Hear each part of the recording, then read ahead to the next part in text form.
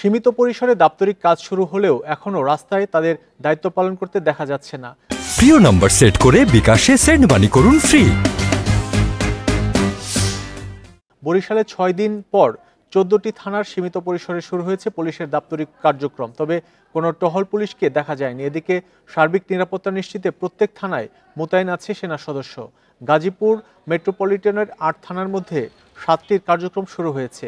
লক্ষ্মীপুরের ৬টি থানার মধ্যে সদর, চন্দ্রগঞ্জ ও রামগতি থানায় ভারপ্রাপ্ত কর্মকর্তার নেতৃত্বে কাজে যোগ দেন পুলিশ সদস্যরা। এছাড়া কমলনগর থানার সদস্যরাও কাজে যোগ দিচ্ছেন। জেলা পুলিশ সুপার জানান, পর্যায়ক্রমে সব থানার কার্যক্রম শুরু হবে। মানুষের সেবা নিশ্চিতের লক্ষ্যে পুলিশের ভাবমূর্তি ফিরিয়ে আনার কাজ চলছে বলে জানান তিনি। সেবা দিতে আসে, আমরা তাকে ফিরিয়ে নিয়ে আমরা তাকে সেবা দিয়ে থাকি, সে যে ধরনের সেবাই হোক।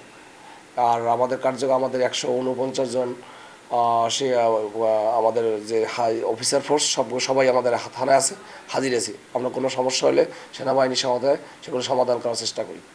আজকে 3টি থানায় কার্যক্রম শুরু হলো, আর পরবর্তীতে পর্যায়ক্রমে আরও 3টি থানার কার্যক্রম শুরু হবে। আমরা দেখেছেন যে এখানে উপস্থিত রাজনৈতিক নেতৃবৃন্দ এবং অন্যান্য ছাত্র জনতা যারা আছেন এবং অন্যান্য নেতৃবৃন্দ সকলের সহযোগিতায় আমরা আজকে লক্ষ্মীপুর সদর থানা আবার নতুন রূপে কার্যক্রম শুরু করলাম।